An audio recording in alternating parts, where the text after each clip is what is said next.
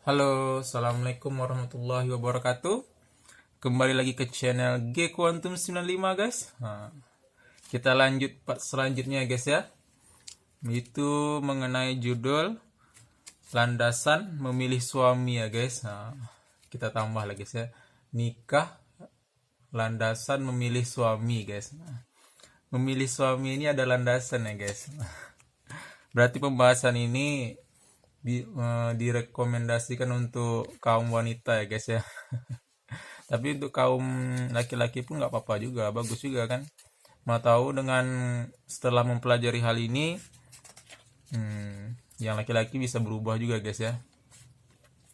Oke guys ya, kita lanjut pembahasannya guys ya. Seperti biasa, sebelum belajar kita baca Al-Fatihah dulu, kemudian doa mau belajar, kemudian salawat 3 kali ya guys ya.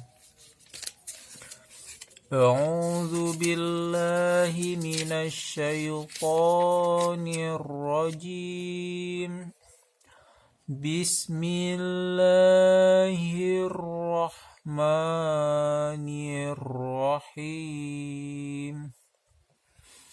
Alhamdulillahi rabbil alamin. Ar-Rahmanir-Rahim. Maliki yaumiddin. Iyyaka na'budu wa iyyaka nasta'in.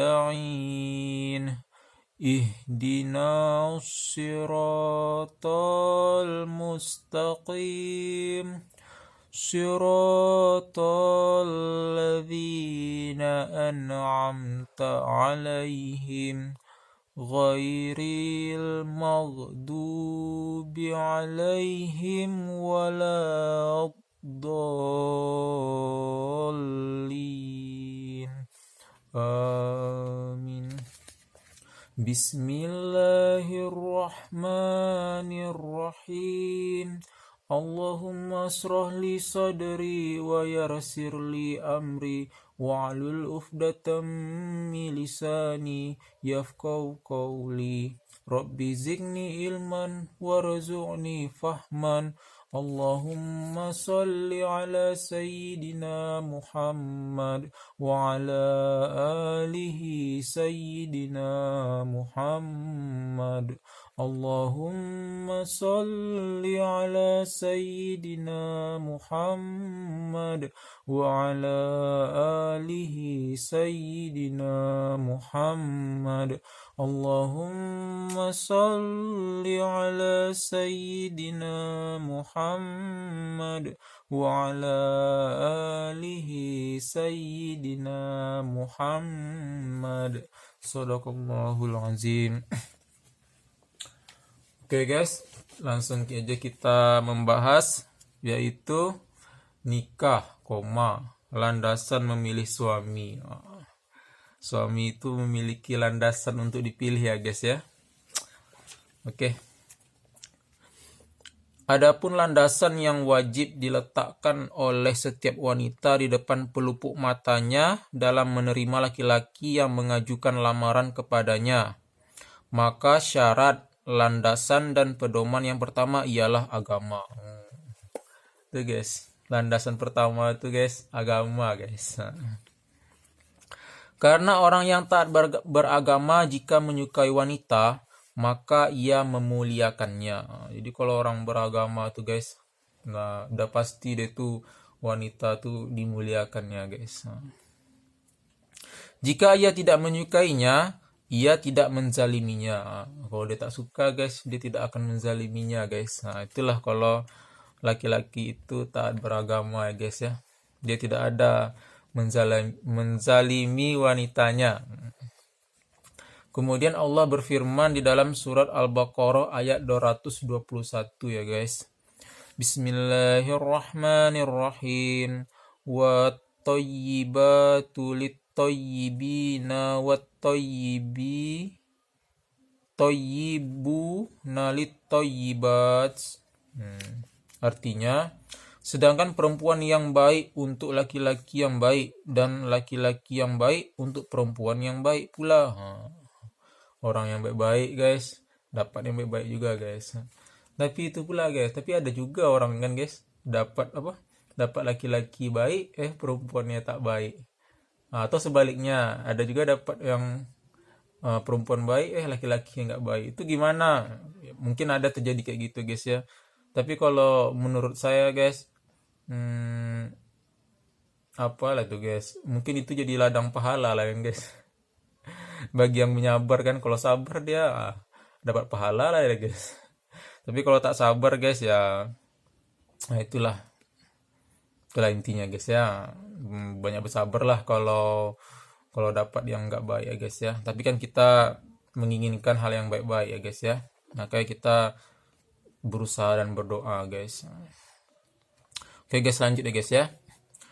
Nabi Shallallahu Alaihi Wasallam bersabda, artinya jika ada orang kalian ridhoi agama dan akhlaknya meminang putri kalian. Jika ada orang yang kalian ridhoi agama dan akhlaknya meminang putri kalian, maka nikahkanlah ia. Jika kalian tidak melakukannya, maka akan terjadi fitnah di muka bumi dan kerusakan yang besar. Itu kata Nabi Shallallahu Alaihi Wasallam ya guys. Nabi Shallallahu Alaihi Wasallam mengatakan kepada Bani Bayadah, artinya nikahkanlah Abu Hind dan nikahkanlah putri kalian kepadanya. Abu Hind adalah tukang bekam. Abu Hind ini adalah tukang bekam guys. Kemudian Ibnu Abi Hazim meriwayatkan dari ayahnya, dari Sal. Ia berkata, seorang laki-laki lewat di hadapan Nabi Shallallahu Alaihi Wasallam. Seorang laki-laki guys ya, lewat di hadapan Nabi Shallallahu Alaihi Wasallam, di hadapan. Maka beliau bertanya kepada para sahabatnya. Rasulullah bertanyalah pada sahabatnya guys ya, apa pendapat kalian mengenai orang ini? Mereka menjawab, ia pantas untuk dinikahkan bila meminang, diberi bantuan jika minta bantuan, dan didengarkan kata-katanya jika berbicara. Kemudian beliau diamlah Rasulullah ya guys ya. Tidak lama kemudian seorang laki-laki fakir dari kalangan kaum muslimin lewat. Maka beliau bertanya, apa pendapat kalian mengenai orang ini?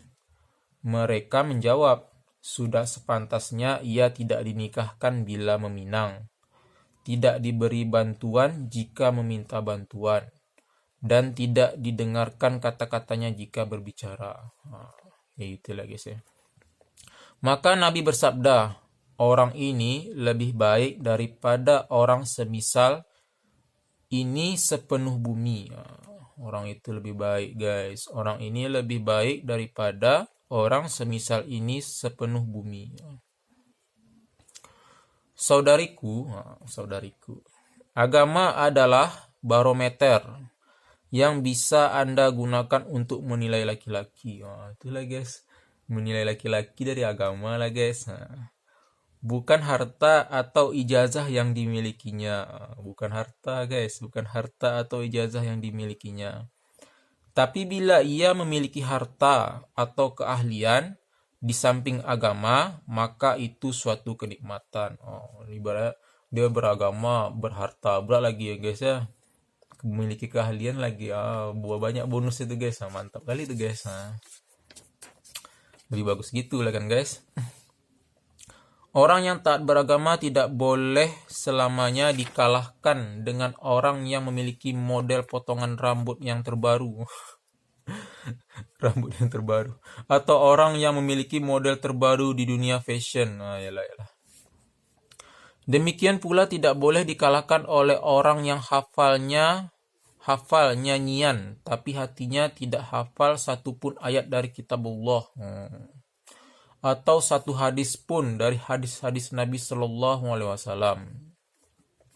Atau orang-orang yang berpenampilan ala wanita yang menyimpang jalannya sehingga Anda tidak bisa membedakan antara pakaian atau rambut laki-laki dengan wanita. Tidak juga dikalahkan oleh orang yang manis kata-katanya, yaitu kumbang yang hinggap di antara bunga-bunga untuk menyerap madunya dari ini dan itu. Tidak juga orang yang berdiri di depan pintu sekolahmu untuk menunggumu keluar agar engkau bisa pergi bersamanya tanpa sepengetahuan keluarga. Yalah. Tidak juga orang yang merasa ciuman darimu sebelum engkau halal untuknya. Tidak pula orang yang membuat kata-kata manis saat berbicara kepadamu lewat telepon. Oke guys ya. Ya gitulah kira guys. Nah, gitu guys. Hati-hatilah saudariku terhadap serigala-serigala pemangsa. Serigala-serigala pemangsa. Hati-hatilah saudariku terhadap serigala-serigala pemangsa. Mau ngeri ya serigala-serigala cuy. Ketahuilah, tidak akan lurus suatu rumah di mana pemuda mengambil apa yang dikehendakinya dari gadisnya sebelum membina rumah tangga dengannya. Sebab pemuda itu akan berada di antara dua dilema. Meragukan gadis itu, jangan-jangan ia bersama laki-laki lain sebagaimana ia bersama dengannya sebelum membina rumah tangga, atau menundukkannya dengan menyerahkan dirinya kepadanya sebelum dihalalkan untuknya. Karena itu, saudariku, berhati-hatilah selalu. Itulah guys ya, untuk yang perempuan ya guys, berhati-hati ya guys ya. Pilihlah laki-laki yang taat beragama, yang ingin menuntunmu kepada Rabb-mu dan menuju surganya. Jika ia termasuk penghafal kitabullah, maka ia lebih didahulukan dari selainnya. Penghafal kitabullah ya. Jika ia termasuk da'i yang menyeru ke jalan Allah dengan pelajaran yang baik, maka suatu kebaikan baginya. Agama adalah asas di mana kehidupan rumah tangga yang bahagia dibangun. Ia sanggup menanggung biaya pernikahan, sabda Nabi SAW. Wahai para pemuda, barang siapa yang mampu menikah, maka menikahlah. Nabi SAW bersabda nih guys, wahai para pemuda, barang siapa yang mampu menikah, maka menikahlah. Karena menikah lebih dapat memelihara pandangan dan menjaga kemaluan. Barang siapa tidak mampu, maka hendaklah ia berpuasa. Suruh puasa guys. Karena puasa dapat mengekang keinginannya. Oke guys, jadi itu yang belum mampu guys disarankan untuk berpuasa ya guys ya. Tahun ini puasa, tahun depan puasa lagi. Kalau dapat kita apa ya guys ya, udah mampu lah guys ya, atau Allah memberikan rezeki pada kita guys ya. Udah ada rezeki dan rasanya mampu, bersegeralah menikah ya guys ya. Betapa banyak pemuda yang mencintai gadis, pikiran bertemu setelah pandangan mata. Dan nafas mendengungkan nyanyian terindah yang belum pernah manusia melihat sepertinya. Betapa banyak impian saling bertemu. Seorang pemuda bermimpi, lalu ia menceritakan kepada gadisnya, lalu si gadis melengkapinya. Betapa banyak ia berpikir untuk berbicara dengannya lewat telepon. Ia mendapati telepon berdering dan ternyata gadis itu. Betapa banyak kisah cinta yang tumbuh dan menggeluyuti imajinasi banyak gadis. Lalu ketika tiba pembicaraan tentang nikah, maka cinta itu menjadi fata morgana. Impian itu hilang diterpa angin dan luluh lantak di tataran kenyataan. Kalau udah bahas nikah, adalah payah jadi ya. Di samping itu, sebagai akibatnya, ia membawa kisah-kisah kehinaan dan hilang iffah, adab, dan rasa malu. Setelah itu, ia tidak akan kembali lagi seperti semula. Adapun perkataan Nabi Shallallahu Alaihi Wasallam kepada Fatimah bin Qais, amma Muawiyatu fasu'lukun lama lahu. Adapun Muawiyah, maka ia fakir, tidak memiliki harta. Jika ada dua orang yang taat beragama, guys, dan wara datang kepada seorang wanita, maka yang memiliki harta lebih didahulukan. Dua orang laki-laki, ya, satu berharta kan, mungkin satu belum berharta kali. Ya, jelas kan tak beragama dan berharta lah guys ya. Misalnya datang dua orang lah gitu ya. Atas yang lainnya. Oke, ulang lagi guys ya.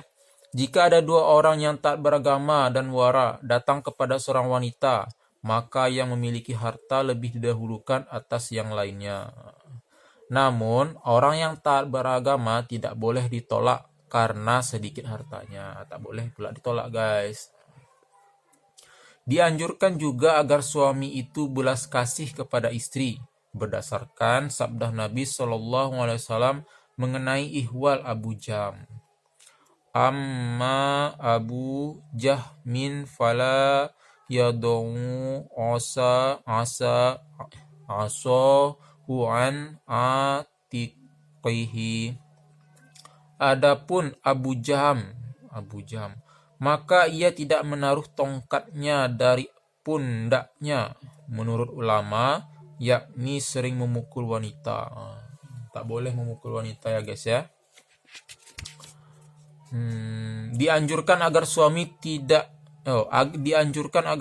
itu enak dipandang dan bagus penampilannya.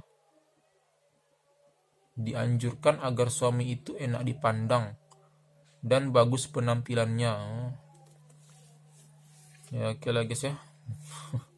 Sehingga istri senang melihatnya dan tidak membencinya. Berarti nggak istri aja yang harus cantik-cantik guys ya, laki-laki terus ganteng juga guys. Nah, itu ya penampilannya lah enak dipandang guys.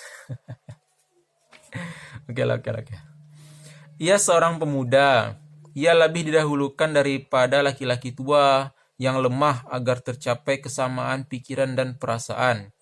Namun tidak mengapa laki-laki tua menikahi dengan wanita yang jauh lebih muda daripadanya. Bisa jadi laki-laki tua lagi lemah lebih baik daripada 100 pemuda. Itu guys. Ia sekufuh setara dengan gadis itu dari segi usia, tingkat pendidikan, tapi agama lebih didahulukan.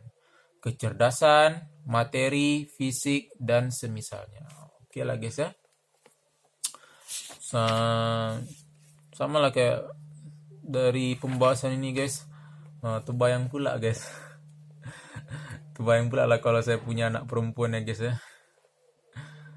Kalau datanglah anak, mau tahu anak udah besar kan, tapi anak saya laki-laki pula guys. Tak pula perempuan dong. Seandainya lah dapat anak perempuan kan. Datanglah laki-laki meminang kan. Nah itu ya, kalau dia datang dia meminang kan, gagah dia. Itu kita datang ke rumah ditanyanya. Biasanya tuh kayak gitu tuh, Pak, saya menyukai anak bapak. Ya kalau saya kan saya bilang lah, kamu punya apa? Itu tuh tanya kan, kamu punya apa kan? Sempatlah dijawabnya kan, saya punya Allah Subhanahu Wa Taala Pak. Sempat itu dijawabnya guys. Pening juga jawabnya itu. Wih, mantap juga anaknya. Tapi kalau dia cuma bilang, saya punya harta ini, saya punya aset, saya punya rumah, saya punya ini, ya kalau saya sih memang itu, siapa yang nggak, kalau saya sih sebagai ayah, sebagai orang tua ya tertarik sih ada. Tapi kalau itu menjadikan patokan utama, saya nggak gitu tertarik kali. Kalau agama dia tuh kurang bagus agamanya kan. Tapi kalau dia bilang ya saya mencintai anak bapak karena Allah Ta'ala, mak sempat kalau dijawabnya kayak gitu kan, bingung awak. Oke guys ya, kalau itu tips nanti kan mau tahu nak meminang perempuan guys. Itu ditanyakan, kenapa kamu datang sini? Tuh. Bilang aja kan, saya mencintai anak bapak karena Allah Ta'ala. Mas sempat lah, sempat awal dibilang kayak gitu kan. Oh tentu saya punya strategi pula lah kan guys. Nah, saya bilang, saya tanya lagi kan, kamu tahu apa tiang agama? "Ah, tahu pak." Nah, apa itu? Nah, sholat. Nah. Bisa pula dia jawab sholat kan, sholat kan memang tiang agama guys gitu kan. Itu dia bilang, mau kamu apa ikut ujian? Ujian apa tuh pak? Ujian sholat lah. Di mana sholat kamu? Saya tes lah sholat kamu dulu ya. Kapan tesnya pak? Nah, kan. Ya sekarang boleh. Nah. Yuk kita kita tes aja kan, gimana sholat dia kan. Tes sholat dia. Coba dari berwudu, cara dia berwudu itu kita tes guys. Kan. Kita tes dari gimana dia adab masuk WC, gimana dia cara berwudu dengan baik. Kita tengok ya dia berwudu kan. Kita nilai kan. Oh mantap berwudu dia nih. Oh bagus. Kalau bagus kan, wudhu dia lulus guys. Bisa lah nih memimpin anak awak nih kan. Kemudian tes sholatnya guys. Tuh tanya sebelum sholat, kamu tahu nggak arti-arti sholat itu apa aja artinya? Anggaplah dia kan, kalau arti sholat saya nggak begitu semuanya tahu pak, tapi sebagian adalah tahu. Gini aja lah, belajar apa dulu, sholat biasa aja dulu, sholat sunat gitu. Saya ingin tahu pula kan gimana kamu apa kan sholat, gimana cara bacaan sholat itu ya kan. Kalau awak kan mungkin awak nggak gitu tahu kali ya kan, awak bawa pula lah buku panduan sholat kan. Tengok kan makrotnya kan, paling kita uji paling dari sholat sunat tuh kita uji aja al-fatihahnya, bagus nggak al-fatihah dia, soal itu kan bagian dari rukun ya guys ya. Tengok dengan sholat kan, gini, seperti inilah nanti terbayang lawak kita nanti kan sebagai ayah kan. Kayak ginilah nanti dia ini memimpin anak awak nanti ini sholat nanti kan. Itu tanya ada siap lah sholat kan. Kita nilai lah kan. Ya kita hargailah cara dia mempraktekkan sholat. Ya uji aja guys, tak apa-apa lah kan. Itu nanti suruh dia lagi, kasih waktu kan. Gimana? Kamu kerja di mana? Bilang kan, tanya kan. Kerja di sana pak, atau belum bekerja pak. Kalau belum, seandainya dia belum bekerja kan, berarti kan peluang waktu dia itu masih banyak. Bisa kita kasih waktu yang agak mepet kan, kira-kira 2 hari, paling lama 3 hari lah. Nanti kita, kau perlu sehari ya, 2 hari lah kita kasih lah 2 hari. 2 hari lagi kamu kesini ya. Saya uji dengan pertanyaan yang sama. Saya minta artinya kamu bisa mengartikan artian sholat itu. Kalau mampu kamu, kita bahas lagi selanjutnya. Ya juga tuh guys. Tapi kalau misalnya dia, ya saya bekerja pak, saya tak ada karyawan, tentu tanya kapan kamu libur. Mungkin tak, kalau libur biasanya Sabtu Minggu pak, hari Minggu saya libur tuh pak. Hari Minggu kamu sini ya, kita uji lagi apa ujian kamu, ujian misi kamu sekarang mampu mengetahui arti sholat ya. Tapi kalau orang tahu arti sholat tuh guys, mantap kali tuh guys. Nanti kan kalau dia tahu arti sholat tuh kan, udah bagus lah tuh guys. Udah modal yang luar biasa. Ibarat itu kita udah mulai percaya lah guys, kita ya menitipkan anak kita lah kan guys ke calon menantu ya. Karena itulah guys, sholat itu kan mencegah perbuatan keji dan mungkar ya guys. Kalau sholatnya bagus kan, ya awak rasa kan tak mungkin dia akan menzalimi anak kita gitu guys ya. Itulah jadi ukurannya guys. Kalau saya guys ya, misalnya saya punya anak perempuan, anak saya sudah besar, didatangi laki-laki, saya uji itu cuma itu aja guys, sholatnya. Saya uji aja sholatnya, udah bagus sholatnya, udah saya percaya, itu aja guys. Oke lah guys ya, mungkin itu sekian dari saya guys ya. Mudah-mudahan bermanfaat ilmu yang kita pelajari hari ini ya guys ya. Saya tutup dengan doa setelah belajar ya guys ya. Bismillahirrahmanirrahim. Allahumma arinal haqqa haqqan warzuqna tiba'ah wa arinal batila batila warzuqna jitinabah. Artinya, ya Allah, tunjukkanlah kepada kami kebenaran sehingga kami bisa mengikutinya, dan tunjukkanlah kepada kami kejelekan sehingga kami dapat menjauhinya. Amin ya rabbal alamin. Oke guys, makasih telah mengunjungi channel G Quantum 95 guys. Boleh guys di like, comment, and share ya guys ya. Mau tahu ada yang penyampaian kurang berkenan, boleh disampaikan ya guys melalui komentar ya guys. Mungkin ada yang kurang pas di hati ya, saya minta maaf ya guys ya. Oke guys, terima kasih. Assalamualaikum warahmatullahi wabarakatuh. Dadah.